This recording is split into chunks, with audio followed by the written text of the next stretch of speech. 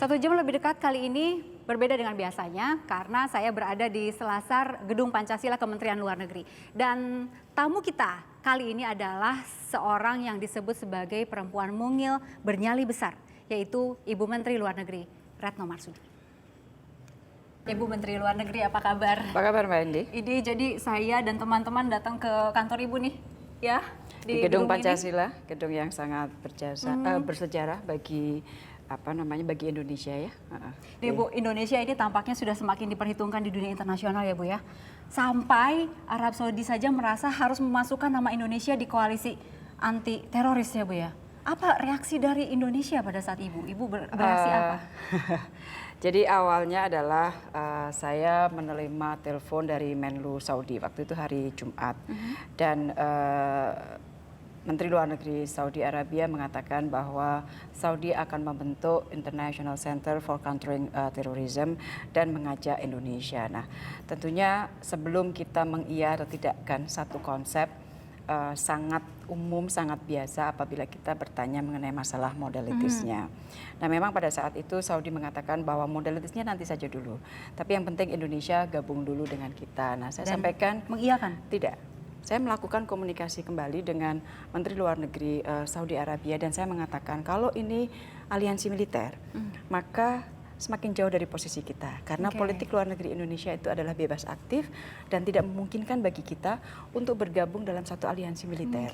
Dan dia paham. Karena kan kita tidak mungkin kita melakukan kerjasama yang kemudian bertentangan dengan prinsip-prinsip politik luar negeri kita.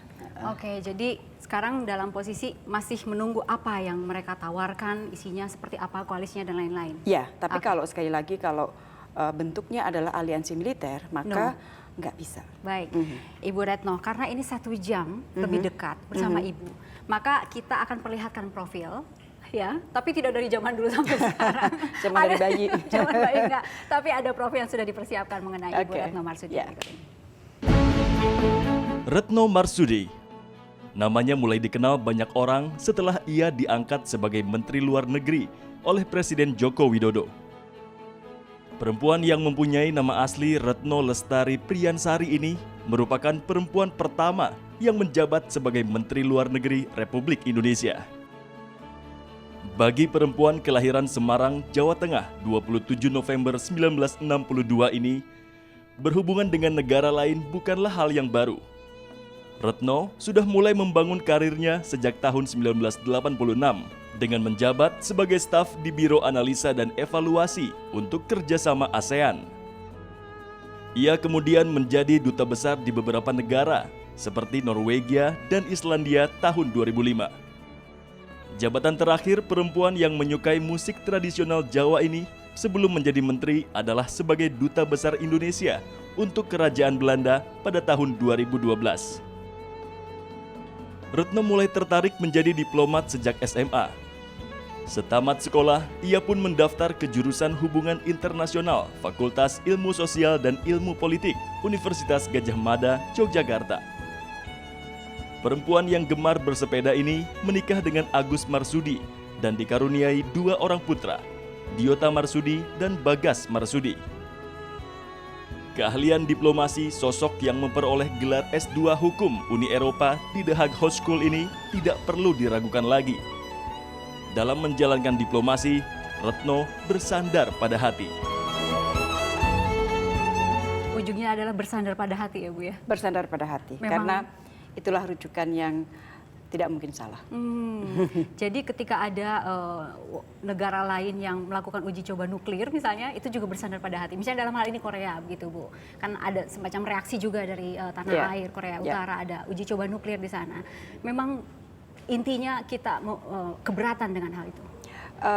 Ya tentunya begini, kalau mengenai masalah uji coba nuklir, pada saat dilakukan uji coba nuklir itu kembali, kita pada saat itu juga lah kita menyampaikan bahwa kita sangat concern dengan uji coba tersebut karena uji coba tersebut akan dapat mengganggu perdamaian dan stabilitas di kawasan. Dan kita juga meminta kepada Korea Utara untuk mematuhi semua resolusi PBB yang terkait dengan Korea Utara. Ini Karena kan dalam melakukan politik luar negeri kita memiliki prinsip-prinsip yang memang harus kita suarakan dari waktu ke waktu. Politik luar negeri kita bebas aktif, dan dengan bebas aktif itu akan mudah bagi kita untuk menjalankan, dalam artian menyuarakan posisi kita sesuai dengan kepentingan kita. Oke. Walaupun kemudian dari Korea Utaranya merasa Indonesia tidak mendukung ke arah sana, itu tidak masalah. Yang penting memang posisinya adalah seperti ini Indonesia. Ya, saya kira kalau kita bicara mengenai masalah uji coba, saya kira semua negara paham bahwa kegiatan semacam ini membahayakan perdamaian dan stabilitas di kawasan. Tapi jangan lupa bahwa Indonesia adalah teman baik Korea Utara. Kita melakukan hubungan yang baik, komunikasi kita baik, dan hubungan bilateral antara kita dengan Korea Utara juga dari hari ke hari semakin meningkat. Oleh karena itu sebagai teman, Indonesia merupakan salah satu teman dekat Korea Utara juga, sehingga kita juga berbicara dengan enak, Korea Utara juga berbicara nyaman dengan kita, dan kita menyampaikan prinsip-prinsip tadi. Nah, Ibu, salah satu hal yang ingin kita ketahui juga adalah mengenai langkah konkret Indonesia dalam menjaga perdamaian di Asia Pasifik. Di Asia Pasifik, Iya. Sebelah mana? Ya, di kawasan, di regional. Ya, di kawasan mungkin yang paling sering dibahas orang adalah mengenai, dan orang banyak mengkhawatirkan, adalah situasi keamanan di Laut Tiongkok Selatan. Rujukannya adalah perdamaian dan stabilitas di kawasan, di sekitar Laut Tiongkok Selatan. Itu sangat penting artinya, karena Laut Tiongkok Selatan memegang peranan yang sangat strategis bagi perdagangan dunia dan sebagainya. Itu semua orang paham. Oleh karena itu, mau tidak mau, bahwa kawasan itu harus damai dan stabil. Nah, bagaimana untuk menjaga perdamaian? Ada dua isu. Isu pertama adalah bahwa di wilayah tersebut terdapat overlapping claim antara beberapa negara. Itu Indonesia tidak ikut, karena Indonesia bukan claimant state.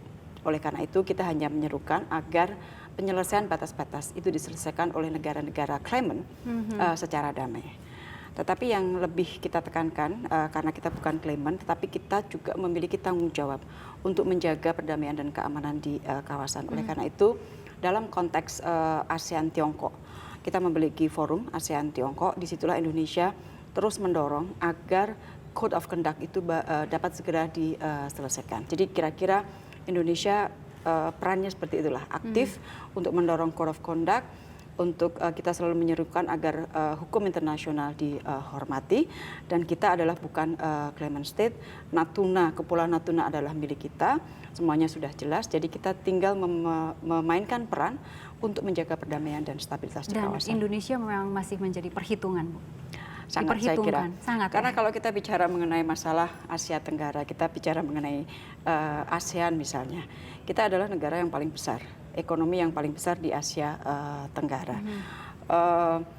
Kita juga negara anggota G20, kita adalah negara Muslim yang terbesar di dunia. Jadi semua aset itu sudah ada, tinggal bagaimana kita menggunakan semua aset ini untuk profiling up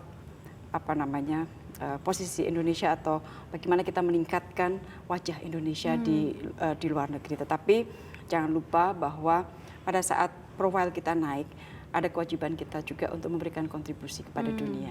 Oke. Kepergian beliau dan istri merupakan kehilangan yang besar